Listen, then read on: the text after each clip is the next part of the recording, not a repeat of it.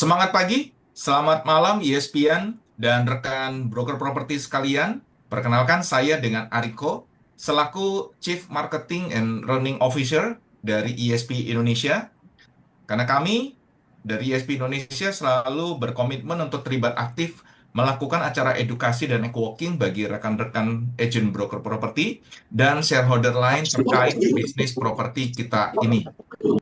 Ya, hadir bersama kita di malam ini Bapak Hendra Setiawan selaku CEO dan COO dari ESP Indonesia. Semangat pagi Pak Hendra. Semangat pagi, Pak Ari. Selamat malam, ESPN, teman-teman properti. Apa kabar semua?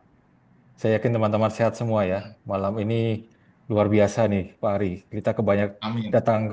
datangan banyak tamu. Saya sampai grogi nih. Good evening, everyone who are coming from outside Indonesia. Welcome to our talks this evening ya. Pak Ari, malam ini kita masih spesial ya dari luar negeri ya. Benar banget Pak. Jadi kalau minggu lalu kita sempat bahas dengan rekan kita dari Malaysia.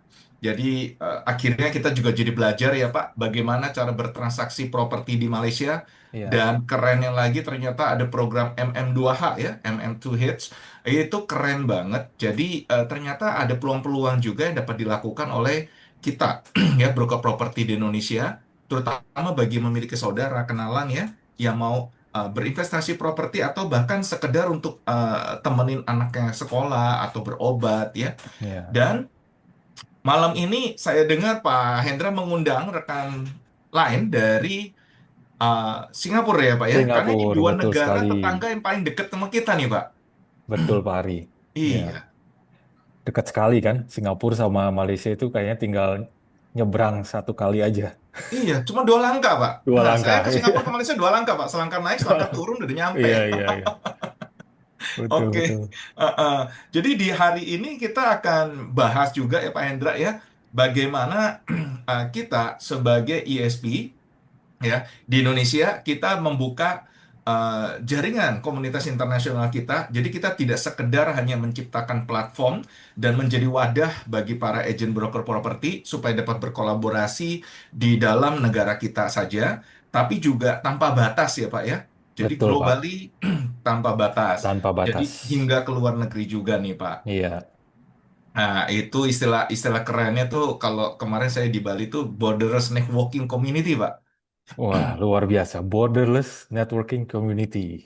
Nah, ini yang kita rangkai ya, Pak ya. Iya, iya, iya. Oke, ya. Dan juga hadir bersama kita di malam ini Mr. Michael Long as a COO and co-founder from ESP Home Singapore. Good evening, Mr. Michael. Good evening.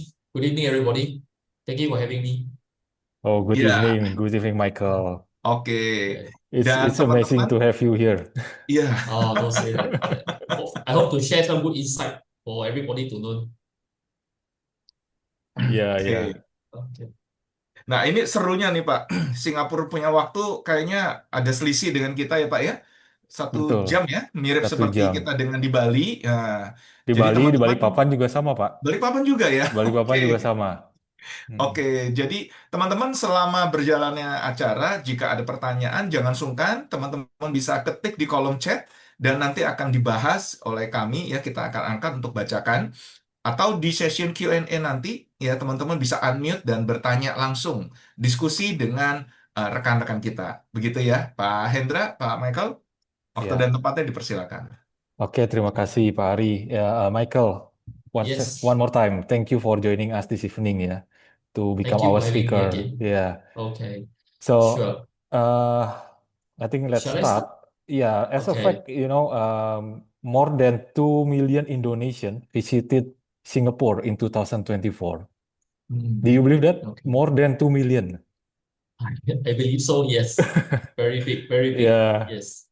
They Okay. came they go to Singapore not only for vacation but also they go for studying, working, and sometimes they are also doing business in Singapore. Yes. And as a fact, some Indonesian also consider to own properties in Singapore to Hmm. diversify their asset. Yeah.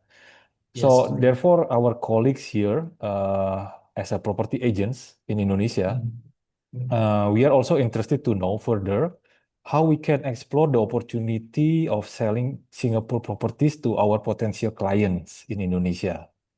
So having said that, I would give the time to you to share with us your thoughts and insight on how we Okay. can sell properties in Singapore Okay.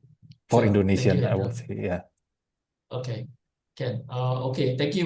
Good evening, everybody. My name is Michael. So today I'm going to share some insight to Singapore properties in Singapore and also the opportunities available in Singapore and where are the hotspots now that normally the Indonesian families they would like to uh, buy the properties in Singapore. So let me just share my slides and then we can start off from here. If there's any questions you'd like to know further, you can always write the chat box, and then Andra will pick it up, and then we'll try to answer as many as possible. Yes, yes. Okay. Mhm. All right. So without further ado, let's just start. Yeah, Okay. please. Okay. So understanding the opportunities to sell Singapore properties. So today we are going to talk about how and where are all the hotspots in Singapore, and what are the legal structure that the foreigners can hold, and what are the exemptions and opportunities. So get a bit of background myself. My name is Michael Long. I'm the COO and co-founder of ESP Homes, which is the master franchisor for uh, ESP in Singapore. I'm also the key executive officer and the uh, director of Centurion Real Estate, which is also a real estate company in Singapore. I have a team that is of 39 agents working under me. Collectively, under the ESP franchise, I manage about 180 agents. And I'm also a practitioner for more than 25 years. So today we're going to cover what are the common type of properties in residential in the prime locations. There's a difference now compared to the past. So I will share some highlights on this. And what are the hotspots in 2025? And then what are the ownership structures of Singapore property? And then what are the typical timeline for the new sales and the resale, which is sometimes called the subsale. And then you have the different taxes related to property ownership. Okay. Okay, that will be a And lot of then what information. I believe so. Okay. But I And believe this what this information can cover all of our needs here to sell yeah, properties in Singapore. correct. And then and what are the kind of target market that Ah, from this is very Indonesia, important, yeah. who you should approach to, and then talk to them about it. Okay. Yeah, And yeah, then yeah. most important is in Singapore, you must have a legal representation when you have, so they can have a lot of questions to be answered. Then you can ask Okay. them from many things, from legacy to wills and everything. Okay, so let's just start. So if that's for those, I'm not sure if everybody has come to Singapore, but this is the Singapore landscape now. Um, and then this is the Changi Airport. Okay, and then this is the Changi, our ferry terminal that goes to Batam. Okay, and then this is Okay. another terminal, another ferry terminal at the Sentosa. Mhm. And then this is where Orchard Road is, where our topic of the day. This is the center of Singapore where the prime is. Okay, so Singapore market, we have a few types. Generally, we have three types of property ownership. There is the title, there is the freehold, we have the leasehold 999, and then now we have the 99 years in the prime district. Now, in the past, only freehold and 999 is predominantly common, but over the years, the government has rolled out more land that is under the 99 in the prime district. Okay, in the hotspots now, it's actually in Orchard and River Valley, because these two locations, in the last 5 months, there's 5 new launches as we speak, and more are coming up soon. And the government is also selling more lands there to have more 99-year lease. Okay, and then for this location, the MRT station is the key to a good investment in this location, because with the current MRT network, the Singapore government has built a lot of MRT station, which you will see later on when I will showcase to you that all these projects that is launched is all very near the MRT stations. Okay. And then, of course, we will talk briefly on the resale properties. Now, the resale properties and the current and the new launch, there's a difference in the price cap. But because at the moment now we see that the new sales actually has a better upside as compared to the resale. So we will focus mostly on the new sale New sale. Okay. segment. Okay. So let me summarize a little bit, Michael, in bahasa. Sure. Ya, so teman-teman, jadi di Singapura itu ada yang namanya freehold dan leasehold 999 tahun. Nah, belakangan ini ada tambahan lagi yang leaseholdnya 99 tahun. Jadi kalau freehold itu SHM ya, leasehold adalah kurang lebih kalau di Indonesia seperti HGB, tapi HGB-nya 999 tahun ya, luar biasa ya. Lalu di sana sekarang yang hotspot atau yang lagi naik daun itu area Orchard dan River Valley. Eh, di sana ada 5 proyek baru yang baru saja di launching dalam 5 bulan terakhir. Dan satu hal yang akan menjadi daya tarik properti di Singapura adalah stasiun MRT. Jadi area-area yang ada dekat stasiun MRT itulah yang akan menjadi proyek-proyek yang akan naik daun dan nilainya naik kalau di Singapura. Ya, oke, Michael. Okay. So this is the just announced by the Singapore government about the latest property. You can see that they have the growth. This is the second quarter 2025, which is just completed. So you can see that there's an increase in the price index, which actually shows that the government is rolling out, as you can see here, the government land sales, which actually they are rolling out new properties to the market in the various parts of Singapore, but it is also to show that the economy and the property market is still going very strong. That's why the government show this index. This is official from the URA website, which is actually our government so-called official data.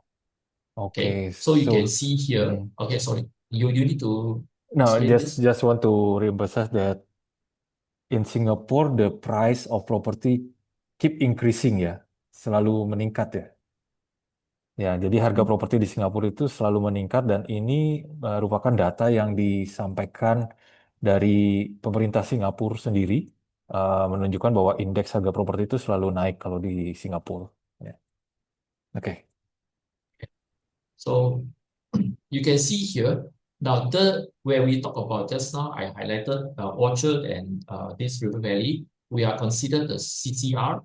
So the CCR in Singapore this year actually outshone most of the areas around the region, around the rest of Singapore. So this year, a lot of condos actually be rolling out also in this area, and it also show that because the demand is very strong.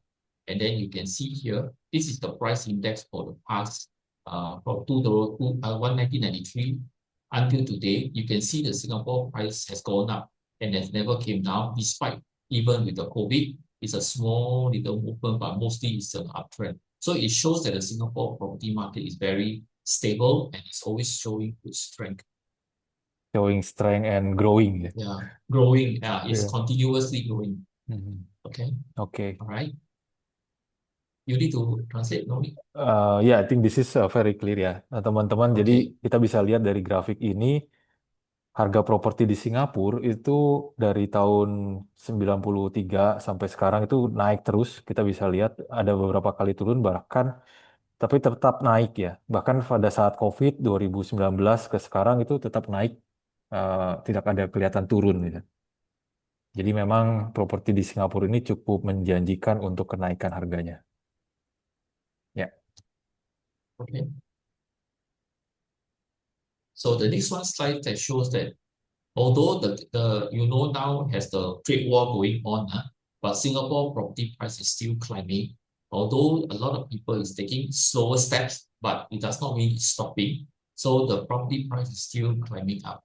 So in fact, Singapore has seen a lot of foreign and high net worth families coming in to take more or less to come into Singapore because the so-called instability around the world, especially on the Western and the Middle East, has caused a lot of uneasiness. So that's why they are all coming to Singapore. But and with this influx, the focus is always on the central area because they're familiar with all the Orchard Road and everything, Hmm. which is actually the central area. So you can see here at this price comparison, the first Q and the second Q, you can see the price has gone up on the CCR from 156 to 160. Okay, so there's a 1% uptrend. You can see the rest of the area is also there, but mostly for uh, expatriates that is coming to Singapore, they only focus themselves mainly on the CCR sector. Okay. Okay, yeah. Yeah. I think You don't continue. Yeah. continue, huh? Okay. So this map shows is actually where we talk about. It's in Orchard Road and River Valley area. Now I will highlight to you where the MRT station. So the first one we are familiar with on top is the Orchard Road. This is Orchard Road. Okay. Then you have the next one, which is a new MRT line. It's all the Orchard Boulevard. And then you have this train called the Great World, which is also part of the River Valley area. And then you have another one, it's called the Fort Canning, which is also a new MRT line. Okay, then you have the Havelock Road. Okay, Havelock Road is near to the Zoe Road, which is also a very prominent place now. Okay, so these few period, the last few months, these are the few condos that's launched. So you can see River Green that's just launched. We are still collecting the check for it. This is a 99 years. This is a new land which the government has sold to the developer, and it can give a range of about 524 units. The average price is here. Now, please don't be mistaken. The 285,000 is the big unit. The 3,100 is the small unit. Okay, so Okay. the size is around the region about 420 square feet to the big four-bedder, which is about 980 square feet. So this is one Okay. that is located, you can see it's near the train station. Then you have another one, which is called the Promenade Peak, which is actually just launched. Okay, this one is also collecting check now. This is just next to this block here, which is the Havelock MRT station. It is also a 99 years, 596. And again, you can see this one is a bigger size condo. So if the client has a bigger need for bigger house, this is the condo to go for, because you can see it's 1,800 square feet, and then you got Five 5 bedroom, you have bedroom, private lift, and the private lift. private live. Okay, Okay. yeah, private lift. So the prices again, the big one, so the range is also there. You can see the price range. Then you have another one, it's called the upper house. This one is amazing, despite its high price, very high class. The price that sold out was about 50% on launch day. It's a 99 years again, and you can see it's about 301 square feet, units, sorry. And then this is the average price, 3,550. Then the size with the 4 bedroom and 2,000 over. So you can see so far at this view I pointed out is near the train station, right? Then Okay. you have another one, which is at the Robertson Proposed College. This is next to Unity House. This one is actually near the Fort Canning MRT station. Mhm. It's a 999. So this one will be the leasehold 999, which is like almost like a freehold here. So it's 348 units, average price is around here. So they also have a 4 bedroom. Okay, opposite here is the Fort Canning Park. Then you have the last one, a bit smaller project. It's called the Hill House Collection. This one will be here. This one is also 999, 72 units. They have the 3 big smaller units, but this project is smaller, but it is among the first that launched this year. So this Oh, one is near this day. This one particularly not so near the train station, but it's accessible. Singapore generally is quite accessible. okay. Okay. So Yeah. maybe So you can, yeah, let me summarize this a bit. This sure. is very interesting ya, for Yeah. our colleagues here. Jadi Yeah. teman-teman ESPN, teman-teman properti Indo. Jadi di Singapura ini seperti yang disampaikan sebelumnya, banyak proyek-proyek apartemen kondominium yang lokasinya dekat dengan stasiun MRT. Nah, di lingkaran-lingkaran itu adalah stasiun-stasiun MRT yang memang pemerintah Singapura tuh baru membangun tambahan-tambahan MRT station yang baru dan line-line yang baru supaya bisa mengembangkan properti di area tersebut. Nah, contoh-contoh yang diberi di sini adalah yang proyek-proyek baru yang baru di launching tahun ini. Kita bisa lihat kayak di Upper House itu leasehold 99 tahun, ada 301 unit. Average price-nya kalau di sana itu cukup menarik ya. Nah, ini 3.350 per square feet. Jadi dijualnya itu mereka pakai square feet bukan pakai square meter. Itu konversinya kurang lebih 10 square feet itu 1 meter square ya, kurang lebih ya. Jadi ada rangingnya tuh ada yang 1 bedroom itu 474 square feet. Jadi kalau dimeterkan mungkin sekitar 47 square meter. Sampai yang 4 bedroom itu sekitar 204 square meter, cukup besar ya. Itu bisa dibayangkan ya, apartemen atau kondominium yang luasnya 204 meter persegi dan harganya 3.350 per square feet. Luar biasa memang. Tapi di sana walaupun harganya tinggi, tetap ada orang yang mau beli dan orang-orang di Indonesia juga tetap ada yang cari. Jadi teman-teman nggak usah um, patah semangat dulu. Ini walaupun harganya luar biasa, tapi marketnya tetap ada. Karena Singapura itu banyak keunggulannya. Mungkin nanti Pak Michael akan share lebih lanjut ya. Ini nanti kita akan share juga informasi-informasi ini di WhatsApp group seperti biasa. Ya, jadi teman-teman bisa jadikan referensi. Michael, we can share your presentation slide later, right, on our group? Yes, All right. yes. Yeah.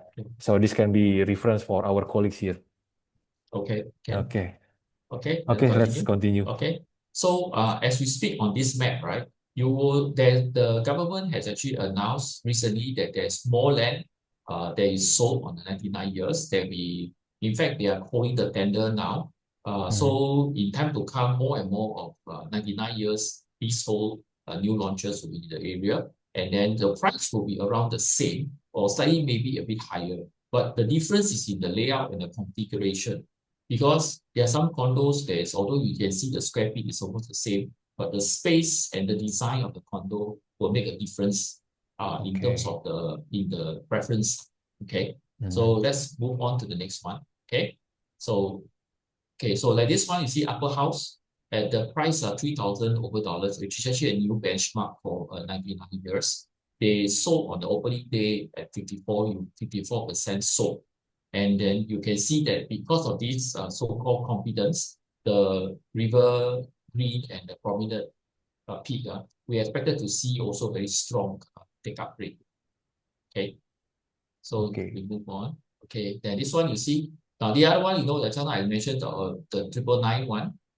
That this is the Robertson Opus, right? The average, this is because it's freehold. They are also selling at about 41% sold on launch date and average 53. So you can see that although the other one is you see this one is a leasehold, this one is a freehold, but the average the price is almost the same. But because of the difference and the configuration, the demand is also different.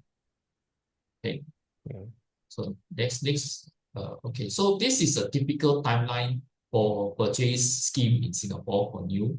So on my left is the new sales. So normally, our typical sale is booking fee is 5% of the purchase price, where you will collect a document called the option to purchase.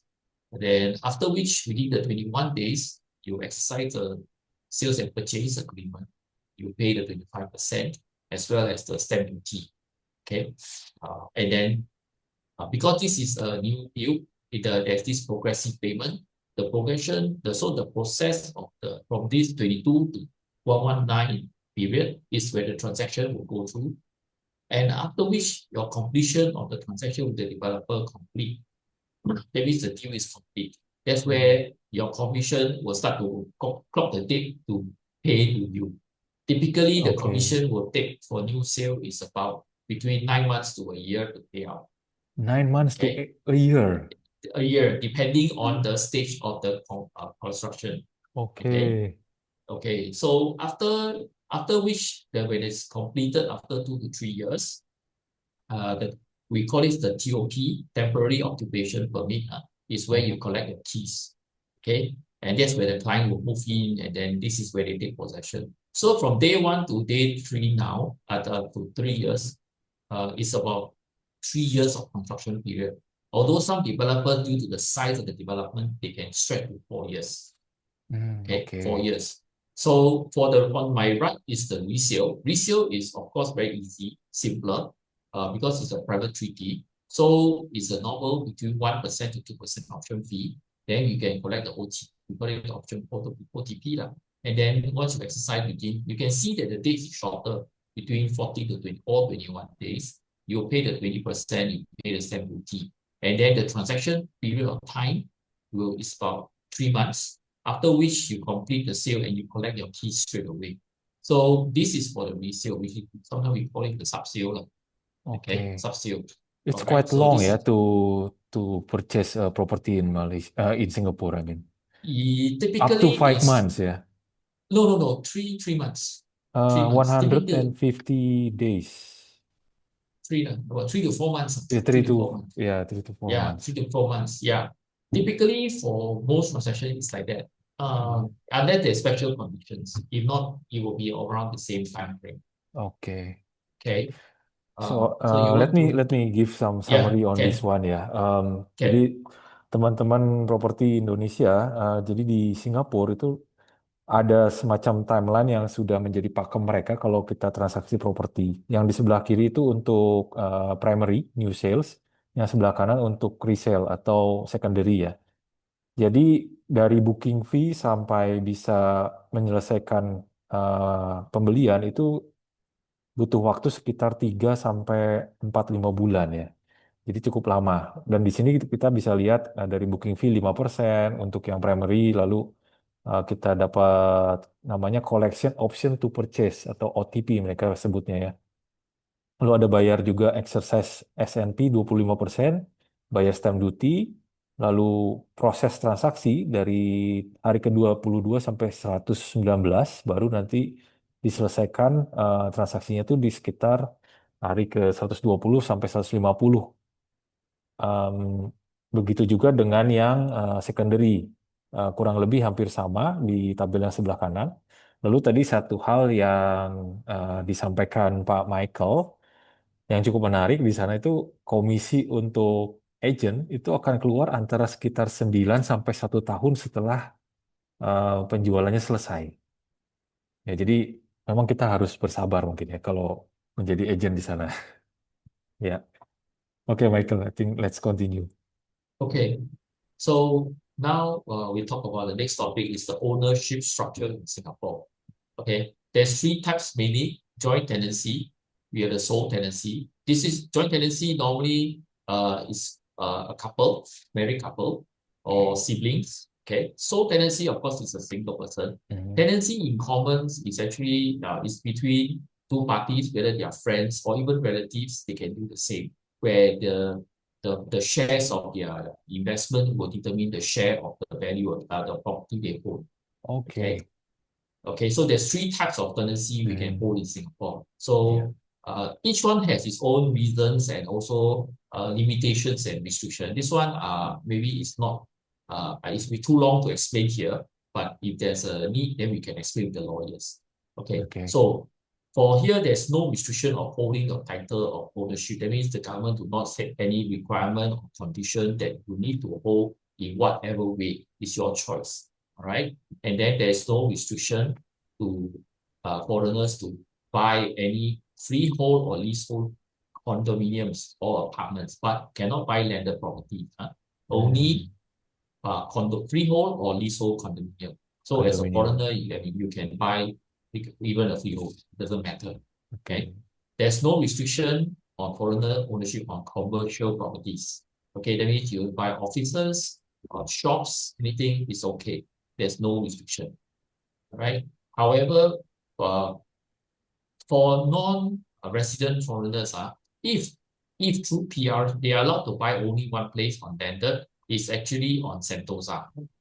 Okay, Sentosa is I don't know if I can show the map. Sentosa is the Universal Studio, yeah. Can I show the map? Yeah, sure. I show the map. I show where it's Sentosa. It is where the Universal Studio, right? Yeah, correct. This is the spot. Wait, let me just pull my slides backwards. Okay. Oh God, sorry, everybody. Okay, you can see the ferry terminal at the bottom where we put there the Sentosa at the bottom of the screen, right at the bottom. Yeah. Okay, so that's Sentosa. This is the only place a foreigner can buy a landed house, okay, a landed house or apartment there. Okay, this is the only place. But there is also some restriction as to the requirement by the government to have this approval to buy. Okay, so for them to buy, they also need to have this letter land authority dealing unit to submit to approve the purchase. Okay, on top of that, Okay. there's other authorities which they need to go through now. So, but mainly the places there are big bungalows. They are condominium also, but if they are landed house, the typical landed is about maybe the small one about 5 to 6 million Singapore dollars. The big one can be up to 20 or 30 million dollars. Sometimes even Okay. more. It's Okay, a very big villa, yeah.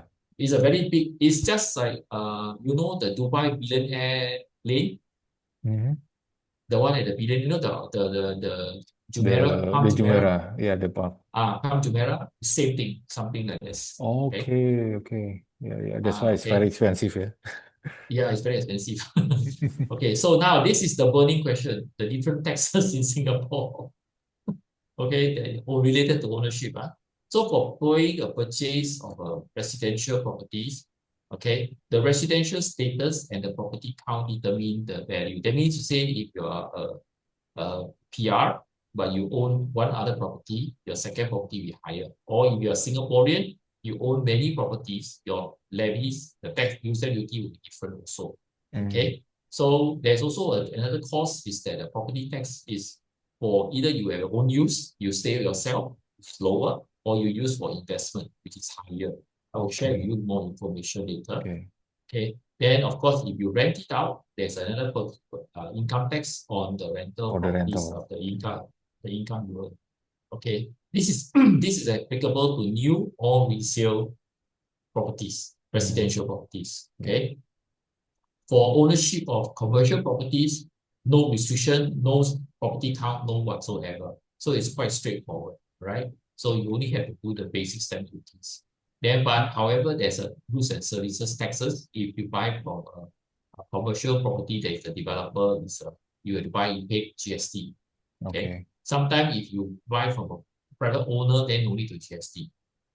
Okay. Same thing, the property tax also for own use or investment, there's a difference. And also the personal income tax. If you have ownership as your own. If you use a company to buy the rental, you pay company tax. Okay. Okay. Yeah, this is all applicable to new and old resale commercial properties. Commercial properties in Singapore, we mean shop houses, like the one you see in Chinatown, the one that you see in some of the HDB estates where the shop house is below on top. You know, these are the type of commercial. Then we Okay. also have offices. Our offices are classified as commercial as well, and also these what you call it? Yeah, offices. Yeah, mainly offices. Shop Okay. houses are mainly landed, right? Yes, mainly landed, but because they are shop houses, classified as shop houses, there's no restriction. Okay. Okay. Yeah. Okay. But Interesting. if the shop house has a residential on top, let's say the upstairs is a residential, below is a shop house, right? Then the stamp the duties will apply as the on top is residential, below is a commercial. Oh, it will be So different. there will be different, there's a gap because upstairs Okay. residential, below is commercial. So Commercial. yeah, so there's a difference. Okay. Okay. So, teman-teman, properti shop houses yang dimaksud ini kayak ruko ya kelihatannya, kayak ruko di Indonesia. Jadi yang menarik itu mereka mempunyai skema pajak yang berbeda antara properti komersial dan properti residensial. Jadi kalau misalnya ruko itu misalnya 2 lantai, lantai yang atas untuk residensial untuk rumah, sementara yang bawah untuk toko, itu pajaknya akan berbeda. Padahal propertinya satu properti yang sama gitu. Jadi satu properti diaplikasikan 2 pajak yang berbeda untuk beda lantai. Nah, jadi cukup menarik memang yang di Singapura ini. Nanti kita lihat detailnya nih dari Pak Michael ya. Okay, Michael, it's very interesting to know that kind of setup of taxes in Singapore. Yeah. Yeah, Okay. So now one I will single property but has 2 different tax applied. Texas. Yeah. Correct. Right. Okay. So now we talk about the different taxes. So the first level of we call it the buyer's stamp duty, which is actually across the board. Okay, which is the first level. So this is the stamp duty, how they calculate for residential and for non-residential. Okay, so you can see this is how they calculate the property stamp duty. And then you can see the highest is 6%. So if you buy a property that is like 2 million, 2 million, your taxes will be they will add this way, and then whatever the remaining of the 500,000 will be based on the 6%. So it is a Okay. tier. It's a Here tier. ya. Yeah, it's a tier. So Yeah, yeah. for these commercial properties or industrial properties, they only limit up to 5%. Okay. Thereafter there's nothing. So it's all the way fine. So this is the level 1. Okay, now what I'm going to show you is the level 2 tax. Don't be Level alarmed, 2 don't be tax afraid. ya. Level 2 tax, okay? Okay. This is the okay. Okay, so the level 2 tax is the additional buyer stamp duty. Okay, this was implemented many years ago to more or less to prevent speculation for people to flip the property market. That was one of the criteria. Second criteria that time was introduced was because it was more like a cooling measure because there were many foreigners that came in to speculate the market as well. So the Okay. government, over the time, they increased the rates very highly until the recently with which is the latest one, which I'll show you to you. So don't be alarmed. Okay, don't be alarmed. Okay. Okay. So for the ABSD, we call it the short form ABSD, is based on the higher of the purchase price or the market valuation. If it is a Singapore permanent residence, okay, you pay 5% if you're the first property. First, Okay. okay. This is If 5% on top of the first level ya. yeah, on top of the just now we level 1, on top of the level 1. So SPR buying the second property is 30%. Okay. And then 30%. Okay. 30%. And then after that, if they buy more than one, more than two, and subsequently it's going to be 25.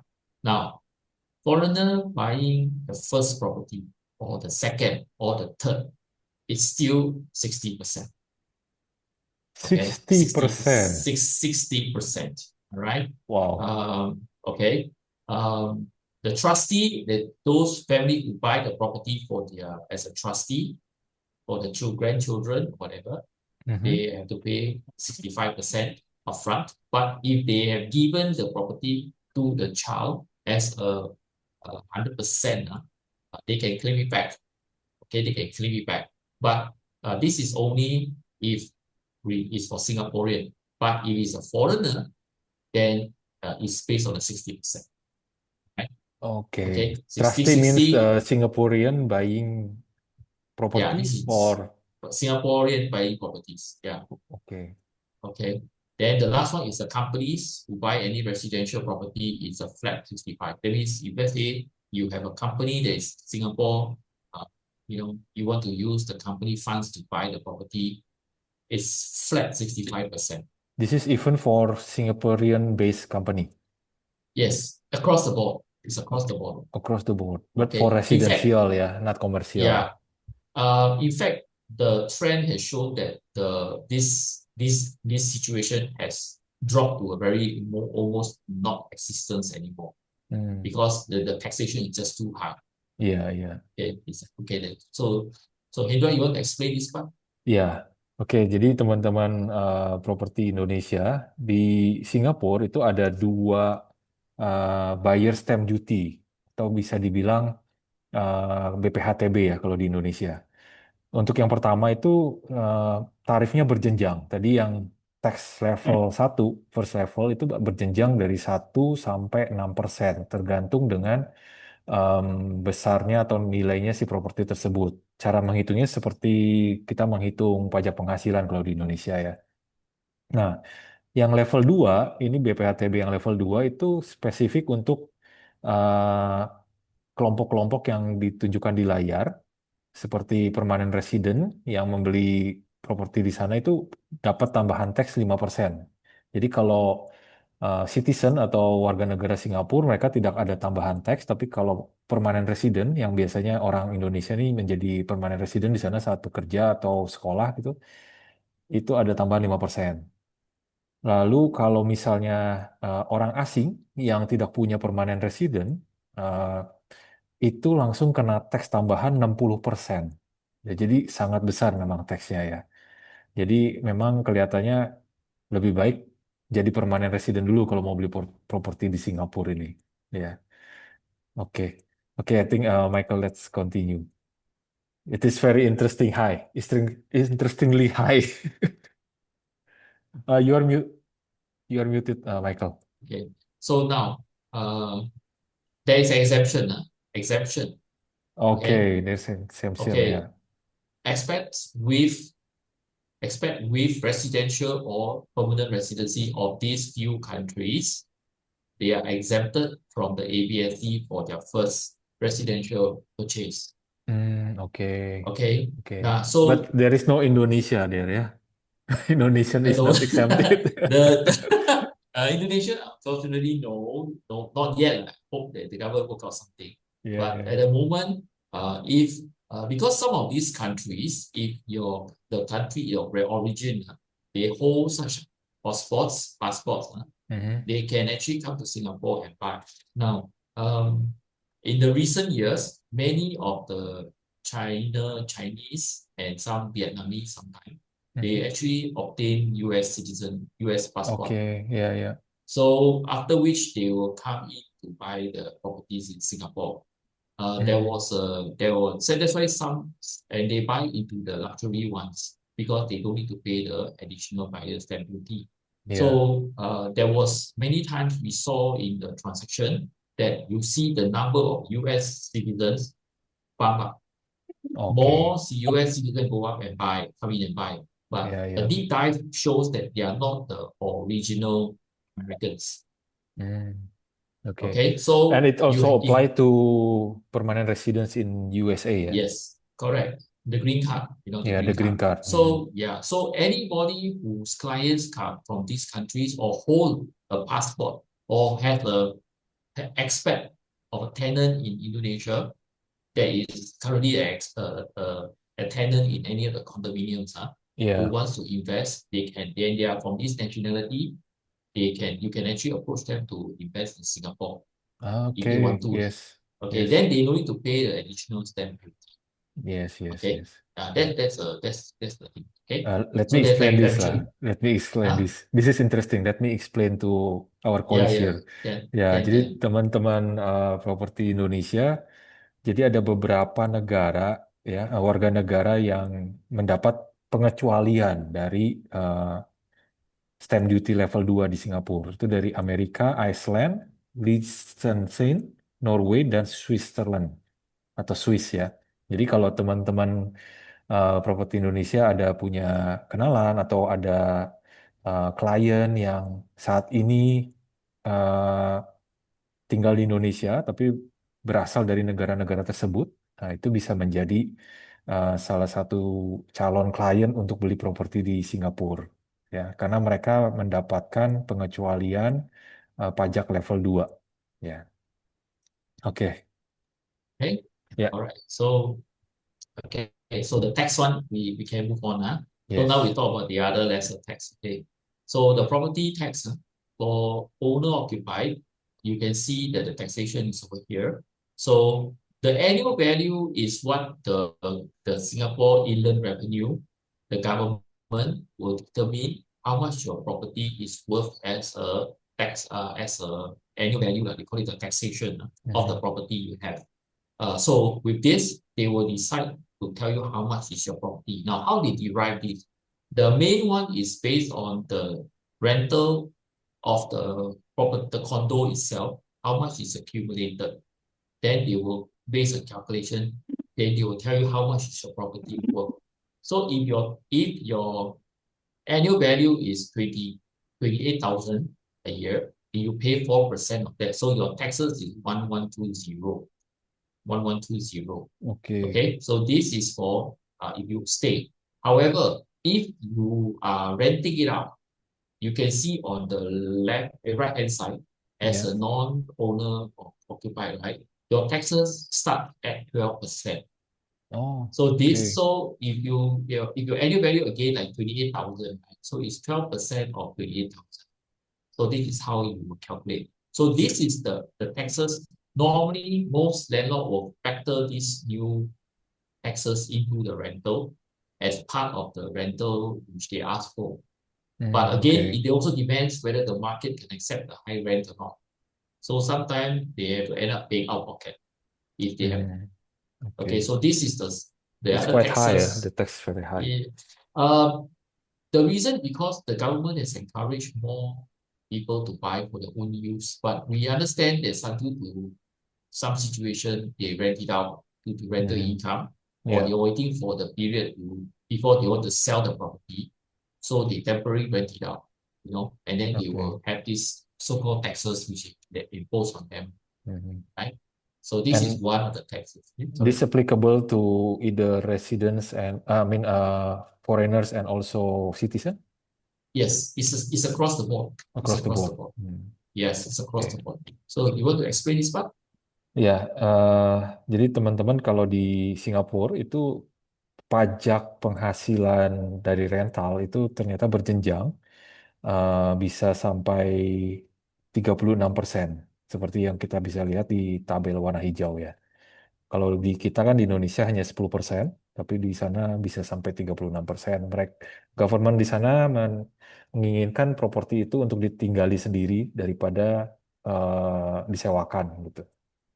Ya, oke, oke, Okay. ya, So So the ideal target market from Indonesia is expats resident, which I mentioned just now. If they are oke.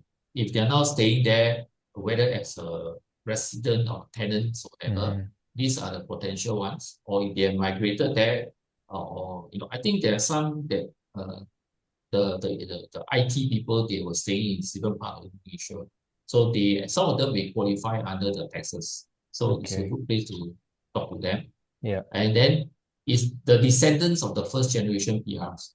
So that means to say that if the parents or the grandparents have PR and then they also have the PR, but they are less likely to come to Singapore due to whatever reasons. So these are the people that hold the PRship, probably never buy the property before, and they are the descendants of the first generation PR, right? And they hold the PRship, they can actually consider to buy the property under the PR status.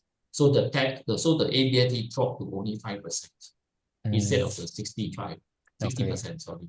First Okay. generation of the PR holder ya, Yeah, the descendants are the descendant. descendants of Oke. the descendant, because there's many of the Indon families in the past hold PRs in Singapore. Mhm. Many, there's a lot. And they are probably in the 60s or 70s now. So the second generation is probably in the 40s or 50s. Yeah. Yeah, so around there. So they are this is a conversation spot. You can talk to the client to see which are their potentials or not.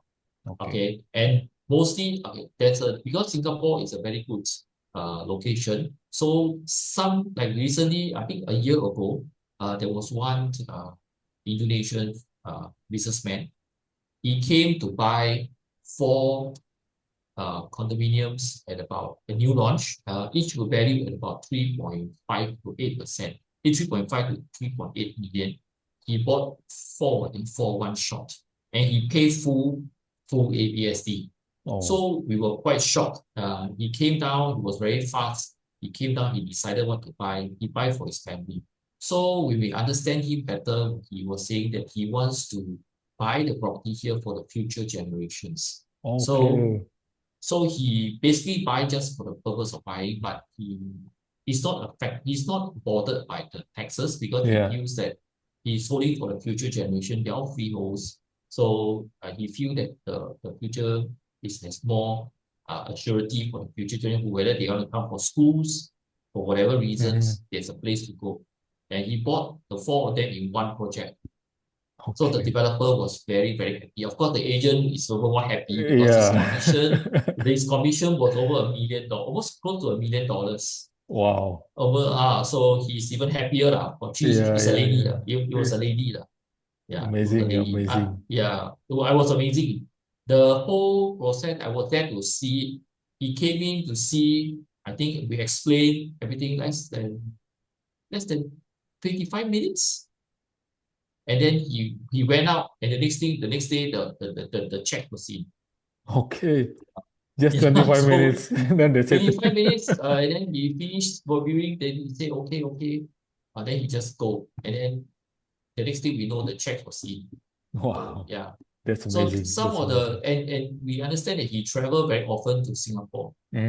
Okay, So he's very well traveled. So he wants to put the portfolio here.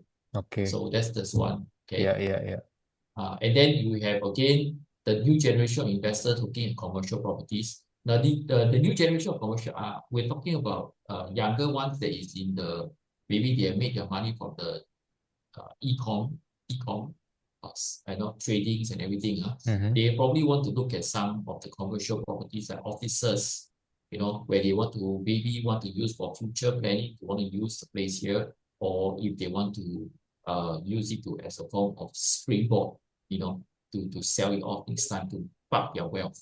So these Okay. are one of the groups here that can, because you buy commercial properties, there's no ABSD, there's no second layer tax. No second layer for commercial uh, property. Commercial Okay. properties, so they can consider this. And Mm. then families who wants to preserve wealth by moving funds to Singapore for legacy reasons. So some of them come here as family offices. I think you may have heard them before in Singapore, Indonesia. It's called 13O or 13U. So the difference is in the value, but these are for families that is wants to park the money in Singapore. Like recently, our biggest well-known person was Jack Ma. His wife bought a row of shop houses in Singapore, and then he just buy for the sake of buying it. But because he buy the commercial shop houses, right, there's no ABSD, so Mhm. she just paid the money and then park the money here, and then they left the property to run on its own to the tenancy. Oke, for So rental so ya. these are for these are they are here to preserve wealth because they are just moving the money here. Oke, So they focus mainly on the commercial properties itself. ya, ya. Okay. Oke, And then of course local businessmen who want to leverage the currency fluctuation, inflation. So these are the businessmen that maybe they have some funds here. They may want to look at how to park the money, and then hedge against inflation. So these are the potential target group that you can seek out from the Indonesia side, to come oke. to look at Singapore. So these are also talking points, because when you're interesting, don't talk to them about, they will be Ya, very ya. keen to look at it. Yeah, this is Okay. interesting for our colleagues. Let me summarize this one. Yeah. You want to go into the Uh, earlier slide? oh yes, please. Ah, Ya, jadi teman-teman, untuk properti di Singapura ya, ini ada beberapa target yang kita bisa coba approach di Indonesia ya. Yang pertama, seperti yang tadi udah disebutkan sebelumnya, adalah para ekspatriat dari Amerika, dari Norway, Swiss yang saat ini sedang di Indonesia dan mungkin punya keinginan untuk berinvestasi di Singapura. Karena mereka punya uh, pengecualian untuk teks tambahan yang harus dibayarkan ya. Ini satu. Lalu yang kedua adalah keturunan dari orang-orang yang sudah mempunyai permanent resident di Singapura. Jadi permanent resident di Singapura itu akan bisa diturunkan satu level. Jadi turunan pertama, misalnya seorang bapak punya anak, nah bapak ini punya permanent resident. Anaknya udah otomatis akan bisa mendapatkan permanent resident juga di Singapura. Jadi anaknya kalau misalnya belum punya properti di Singapura, bisa kita tawarin juga untuk beli properti di sana. Karena itu nggak bayar tax yang 60% tadi. Lalu yang ketiga adalah orang-orang yang sering mengunjungi atau travel ke Singapura. Karena mereka sering berkunjung ke sana, mungkin menjadi sangat menarik untuk mereka bisa punya tempat tinggal di sana daripada mereka harus tinggal di hotel seperti itu ya. Oke, next slide please, Michael. Oke, yang keempat adalah orang-orang yang investor-investor generasi terbaru ya. Saat ini kan banyak sekali kayak YouTuber atau financial trader atau uh, usaha-usaha lain yang memang menjadikan seseorang itu mempunyai aset cukup besar. Nah, mereka bisa ditawari untuk mendiversifikasi asetnya mereka ke Singapura. Lalu ada juga seperti orang-orang yang punya kekayaan sangat besar. Kadang mereka berkeinginan untuk mengurangi teks. Nah, caranya adalah dengan membuat single family office di Singapura. Jadi mereka bikin satu perusahaan di Singapura untuk menaruh kekayaan mereka di sana sehingga mengurangi teks mereka di Indonesia. Dan ternyata ini legal ya. Lalu ada juga ya beberapa bisnismen yang ingin berspekulasi mungkin ya dengan kenaikan nilai mata uang. Seperti teman-teman ketahui, Singapura dolar saat ini itu terlihat meningkat terus value-nya. Bahkan lebih bagus peningkatan Singapura dolar dibandingkan US dollar. Kalau misalnya teman-teman lihat di kurs mata uang grafiknya, Singapura dolar itu dalam beberapa tahun terakhir itu selalu meningkat. Sementara kalau US dollar masih ada turunnya terus naik lagi ya. Jadi ada orang-orang yang memang ingin berinvestasi di Singapura selain juga bisa mendapatkan sewa di sana, tapi juga bisa mendapatkan kenaikan mata uang. Jadi nilai asetnya itu bertambah. Nah, ini adalah 6 poin yang bisa kita coba approach di Indonesia untuk kita bisa berjualan properti-properti Singapura. Ya. Oke, Michael. Next. Michael, you are still muted. Okay, so for Singapore, if your clients, any of our colleagues have clients that got many questions to ask regarding more information on the property ownership or even about their assets in Singapore, we work closely with this company called Simulti and Partners. Okay, so they handle most of the legal matters for high net worth families and also their single office matters. Of course, they also have a dedicated team of lawyers and legal team. They are well versed in about Bahasa Indonesia to converse very clearly about their inquiries. Okay, and they are also very well respected legal firm. They are very big. And then they are well respected in Asia and Singapore as well. So it's good to have someone to ask in case your client has many questions to ask regarding the Singapore about some legacy issues. Okay, so their office is at the heart of Orchard Road. It's at the Paragon. Okay, this is their office. And then if you need someone to call, you can call my buddy, Mr. Gary Leong. Okay, so he is so you can scan the QR code, okay? Then his name is Mr. Gary Leong. So he is a business manager there. So in case you have any queries, you can reach out to him directly, also to ask him some questions. And you just quote that you're referred by me, Michael, and then he will attend to you. Okay, you can, I'll leave the screen here. Jadi teman-teman, let me explain this to our colleague here. So teman-teman, jadi ini ada satu kontak lawyer atau legal di Singapura yang bisa membantu kalau misalnya teman-teman ada klien di Indonesia yang butuh informasi lebih lanjut terkait masalah legal, warisan, terkait properti-properti yang di Singapura ya. Dan legal ini juga bisa membantu klien teman-teman untuk men-set up single family office ya seandainya memang ada yang mencari ya. Oke, Michael. So with that, I end my slide.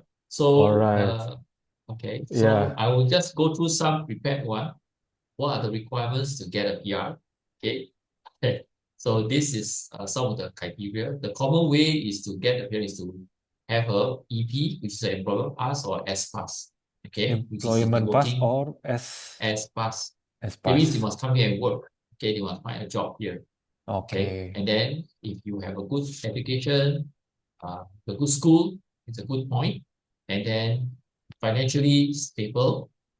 Okay, and then you have a good, your client can work in a very big company like a bank or a very famous tech company, and with a 12-month employment, these are all plus points that help you to apply for your PR.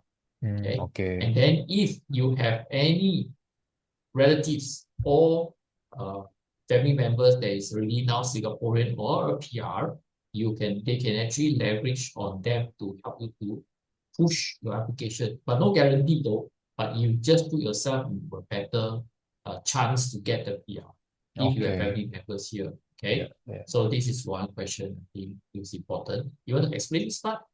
Ya, jadi teman-teman ini ada syarat-syarat ya, gimana caranya kita bisa dapat PR Singapura. Mungkin ini bisa di-share juga ke calon klien teman-teman. Yang pertama itu kalau misalnya ada orang yang memang bisa mendapatkan pekerjaan di Singapura, lalu bekerja minimal 12 bulan, itu akan lebih besar chance-nya untuk bisa dapat PR di sana dan akhirnya bisa beli properti di Singapura dengan lebih murah karena tax-nya tidak perlu bayar yang 60%. Lalu yang lainnya ada background edukasi yang bagus, seperti misalnya dari universitas-universitas terkenal yang di Singapura, misalnya ada orang yang lulusan NUS atau NTU, seperti itu akan punya nilai lebih juga untuk dapat PR. Lalu ya tentunya financial status yang bagus dan juga eh, ada punya relatif atau saudara yang sudah tinggal di Singapura itu bisa membantu juga. Oke, next, Michael. This one is, can the Indonesian get loan in Singapore from Singapore bank to buy a property? Answer yes. The only thing is it also depends on your income, the age, credit score, and also the down payment. Now, there are some situations, if let's say they find that you have to, they find your income is not difficult, not very ability to sustain the loan, they may require to put more down payment. But then they will allow you to take the loan. Okay, Oke. so this one a bit more difficult, but it's not impossible. It's not like they cannot take, they can take. Then we will normally, as an agent here, we will recommend the buyer to go through the bank processes to get an in-principle approval before they proceed the purchase. Oke. Okay, we Okay. don't do the other way around. That means you buy, then you go and get the bank. No, you get the bank first, and then buy. go and buy. So you know Okay. what you can buy and what you can afford. Yeah, Right? yeah, yeah. That's Okay. good. Then normally, typically, if the income, everything is so good, very good, you can borrow up to 75% of the valuation. Okay. Okay. Okay. Then, of course, these are the banks that most bank cater to. DBS, these are the regular banks, OCBC. Don't be alarmed because we have all the bankers here with us. So as long as your client need, we can connect the client to the banker directly, and then they can pass the information for verification. Okay. Okay. Yeah, yeah. Okay.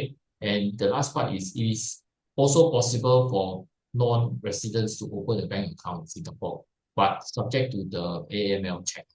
Okay, the anti-money laundering check. So the bank normally will review if you're buying property, they will allow you to open a bank account to facilitate the payment for the purchase. Okay.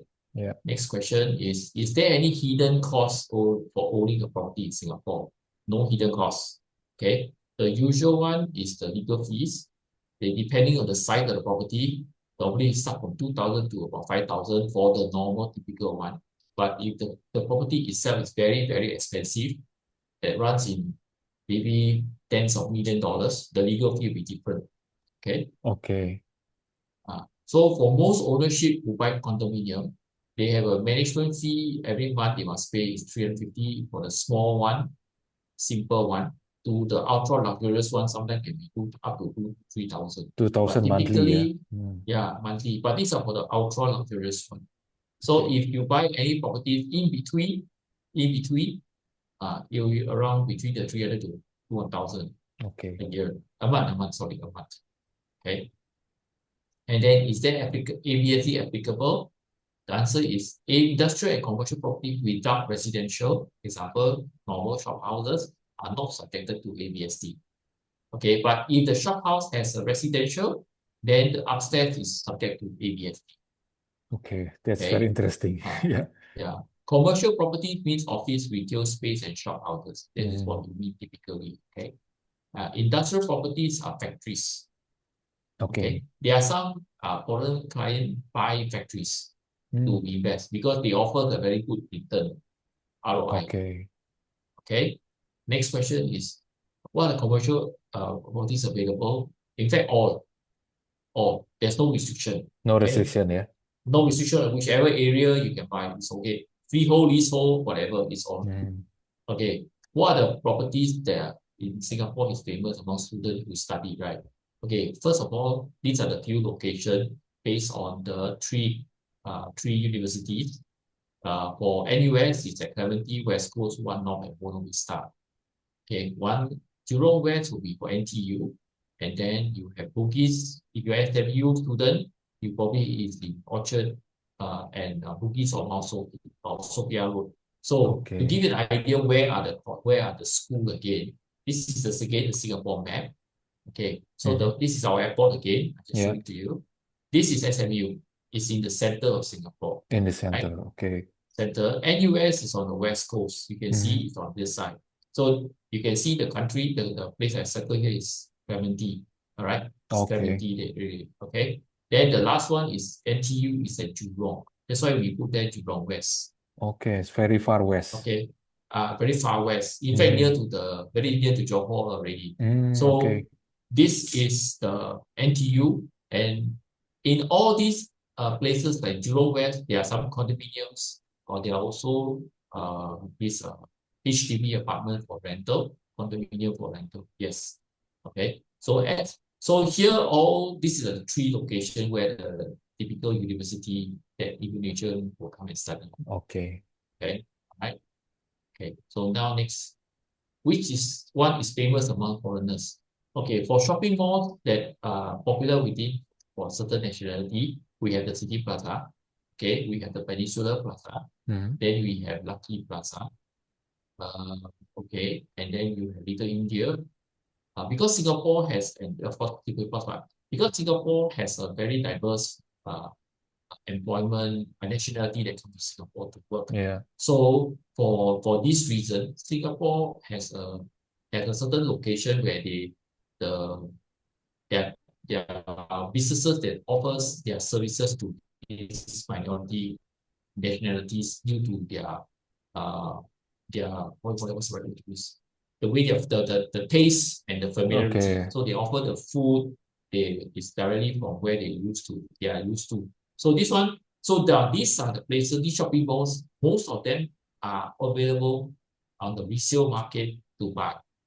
So if you have investors who wants to invest like City Plaza, Peninsula, they are available in this for sale.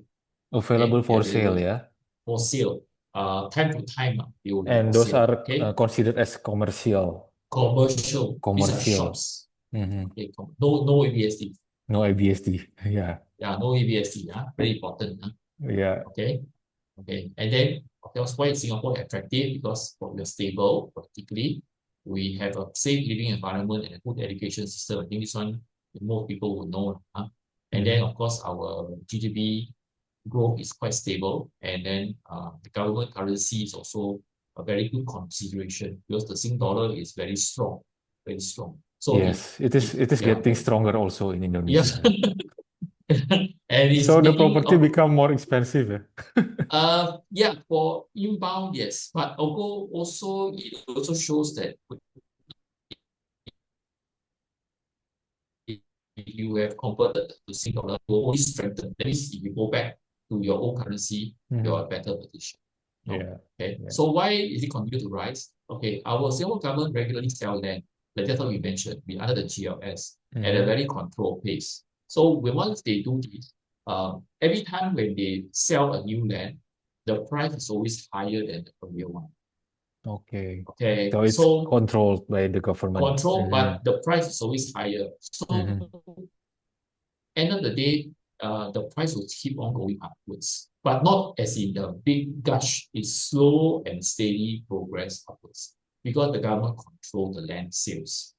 Okay, this is also one way to control the developer from not trying to jump the price too high, because the moment the developer gang together to jump the price too high, the government will release a lot of land.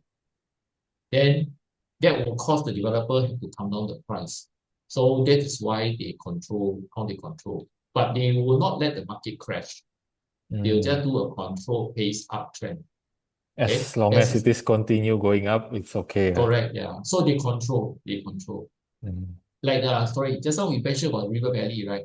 They are now having a few more plots, just like I mentioned, which they're going to sell, but they're not going to sell one shot. They'll sell one piece at a time. Okay. Okay.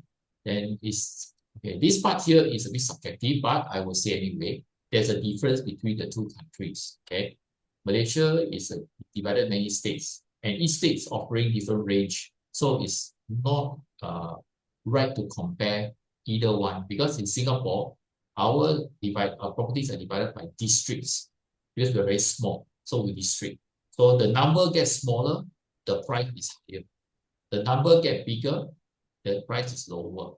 So we have district 1, 2, 3, 4, 5, all this way up, right? So the number is smaller, the price is highest. When the number becomes to district 25 or 26 or whatever, the price is the lowest. Okay. Okay, so it's easy to tell. So if somebody tells you, I stay in district 9, means it's Orchard. So we can know directly the range of How the much price, is? yeah. So if you tell me I stay in district 9, you know he stays in Orchard Road. Okay. Okay. So you say I stay in district 10 is in Bukit Timah. Bukit Timah is also one of the expensive area. Okay. So this is how we distinguish ourselves. So there's a difference between the two countries, how they do this thing. Yeah.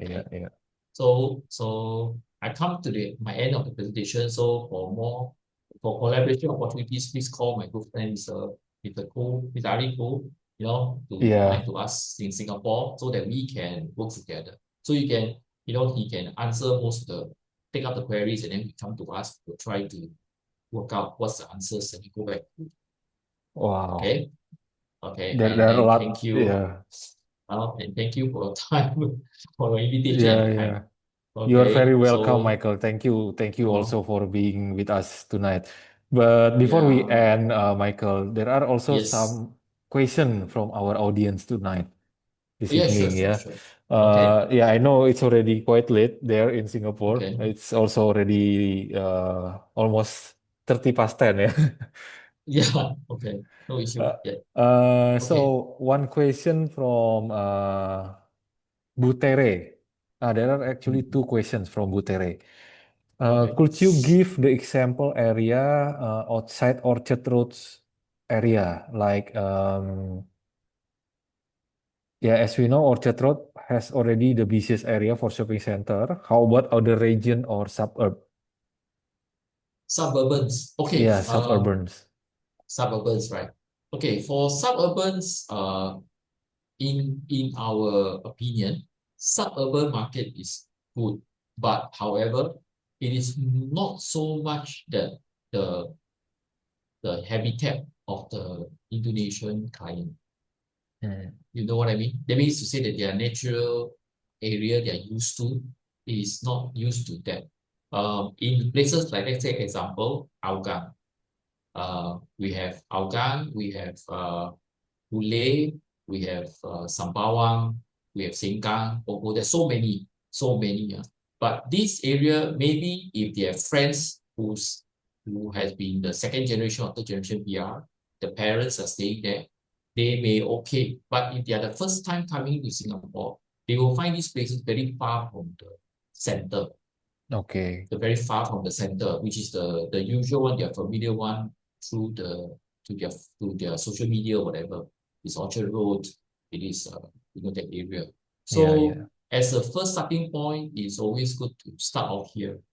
But if they are already familiar with the Singapore environment, they want to explore the outskirts, there are many places to go. They have like Lentor, also one place to go. Pasir Ris is also one place to go. So there are many places to go. Okay. But it is not restricted, yeah. It's Foreigners not also restricted. It's can still go open to everybody. Okay. Yeah. It's only whether they are familiar with that kind of location. But if they have, like just now we mentioned, if they have relatives, they are staying there already, then they feel familiar there, yeah, it's okay. Then so it are all locations. Okay. And then the next question is, do they sell HDB besides condominium or landed house? Yes. Can foreigner buy HDB? No. Only if you are a PR. Two PR. That means a couple. Okay, so Uh, foreigners cannot yeah. buy HDB, but a couple who have PR, they can PR buy ship. HDB. Yes. The Hmm. PR must be more than 3 years. Oh, minimum 3 years PR. Yeah. Okay, Then they can buy the HDB. okay. Yeah, Yeah. I hope this answer your question ya, Bu Tere ya. Okay, the next one is from Bu Setiana. Um, Bu Setiana is from Borneo Property in Balikpapan. Is it only certified agents in Singapore who are allowed to sell property? Yes. Only certified agent. Yes, Only yes. certified agents. They Okay. must be registered with our council. Mhm. Then they can do the transaction. Okay. Without certification, without registration, no transaction. It's illegal. It is Illegal. illegal. It's illegal and it's chargeable by law. Chargeable by law. So he or she can get fined. Yeah. No, can get jail. Can get jail, even worse. Okay. Yeah. Yeah, Okay. yeah, yeah. Yeah, so if you are collaborating with somebody who say he's an agent Mhm. in Singapore, it's best to check his ID. And with the ID, must check with the council website to see whether he is still registered. Because if he is deregistered due to offenses, they may still carry that ID tag. Okay. Okay. Yeah, so it pays to check on this. Very Yeah. important because there's so many con men and scams in Singapore that actually cheat tenants because of all this. Okay. But I think the Yeah. best way is contact ESP Indonesia so Yes, we can correct. Of collaborate course. with ESP Homes in Yeah, Singapore. correct. Yeah. Correct.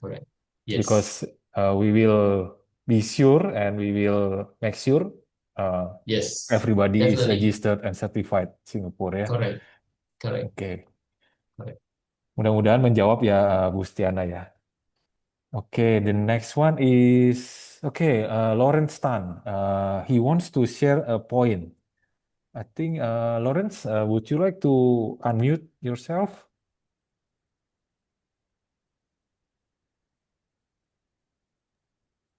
Hi, hello. Basically, I just want to add that, can you hear me? Yes, Yeah, we can yeah, hear yeah. you, Okay. Lawrence. Clear, Okay, Ronald. saya cakap English visa.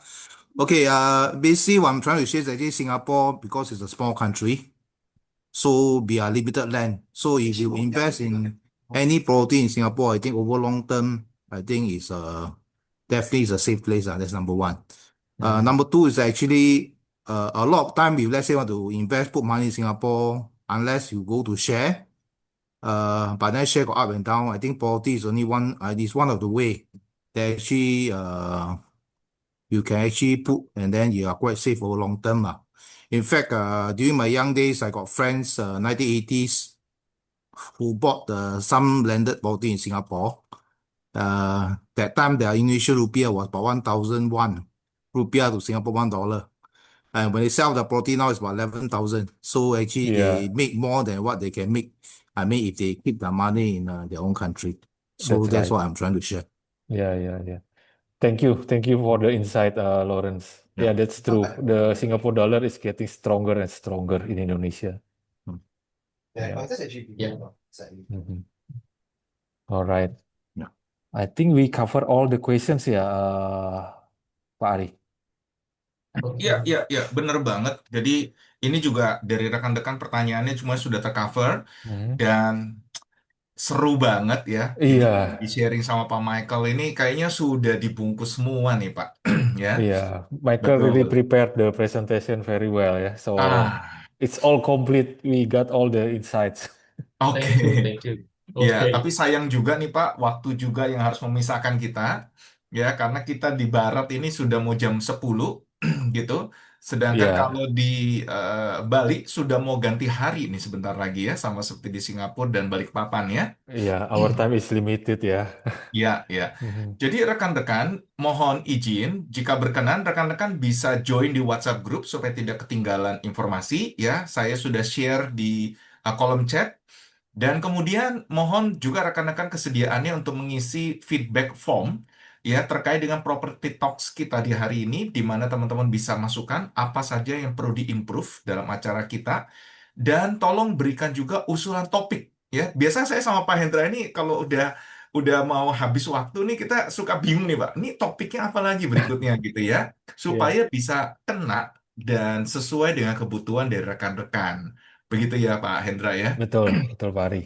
Biar Oke, kita juga semakin baik mensupport teman-teman di Indonesia ya. benar banget.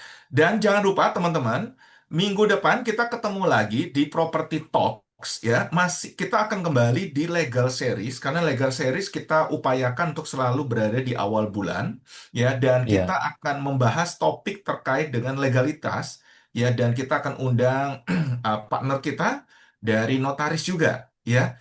Nah, iya, topiknya ini kita akan share segera difinalkan dan kita akan share segera di grup kita. Gitu ya rekan-rekan ya. Dan satu hal lagi, kami berharap teman-teman dapat menyempatkan sedikit waktu ya, karena kami melihat dan ada banyak permintaan yang masuk ke kami ya. Karena itu kemarin kita diskusi sama Pak Hendra, kebetulan Pak Hendra punya partner yang sangat luar biasa. Beliau adalah seorang praktisi di neuroscience ya, communication ya. Mhm. di neuroscience, dan beliau bersedia sekali untuk berbagi ilmu dengan kita terkait dengan neurocommunication ya. Jadi topik yang rencana akan kita adakan adalah Talk That Move ya, komunikasi emosional yang mengubah percakapan jadi penjualan ya. Namun kami butuh feedback dari Anda. Kalau seandainya memang ini diperlukan, Anda bisa isi di formulirnya. Jika memang itu diperlukan, kami akan upayakan untuk adakan workshop ini secara offline, ya. Namun kita juga akan bertimbang ya terkait lokasi dan lainnya, ya. Ya, Namun jika ternyata feedbacknya rendah, ya kami terpaksa tidak bisa adakan nih. Begitu ya mungkin ya Pak Hendra ya. ya kita benar-benar butuh feedback dari teman-teman. Seperti apa sih yang teman-teman butuh untuk bisa lebih berkembang lagi sehingga jadi lebih banyak closing gitu kan? Benar Hmm. banget. Ya, dan ini rekan Pak Hendra ini bukan orang sembarangan. Beliau adalah praktisi ya di neuroscience, dan beliau juga mengajar di UI ya, Universitas Indonesia ya. Universitas Hmm. Indonesia ya. Jadi bukan apa namanya, bukan yang normal-normal. Ini malah kan seseorang yang sudah praktisi dan Ya, pakar ya. bukan hanya mengajar tapi juga praktisi. Betul banget. Hmm. Oke.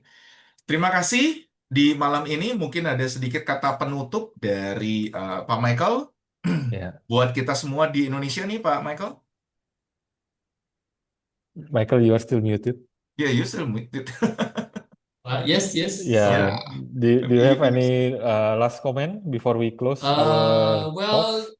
Thank you for having me. And at the same time, I have some of the Singaporean team on board, like Lawrence and Benson here. So we look forward to seeing some of you coming to Singapore with your client. Then we can see how to make something very useful and then fruitful as well. Yeah, Okay, thank you. that's very great. Thank you very much, Michael, for your time tonight, yeah, this evening. And this is, of course, a very good insight for us. And yeah, hopefully one of us who are attending these talks this evening will be there with you with a client. Yeah. Yes, of course. But yeah, I hope to see everybody here.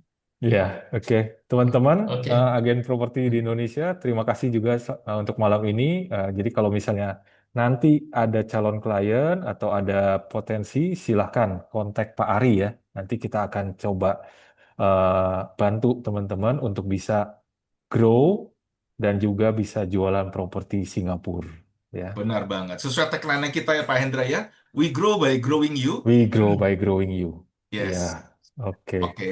Bagaimanapun juga tetap waktu juga akan memisahkan kita nih, Pak Hendra ya. Betul, Pak Ari. Ya. Oke, teman-teman, terima kasih atas waktunya. Bagi teman-teman yang dari Singapura, Malaysia, dan negara lain juga, thank you for your time to join with us.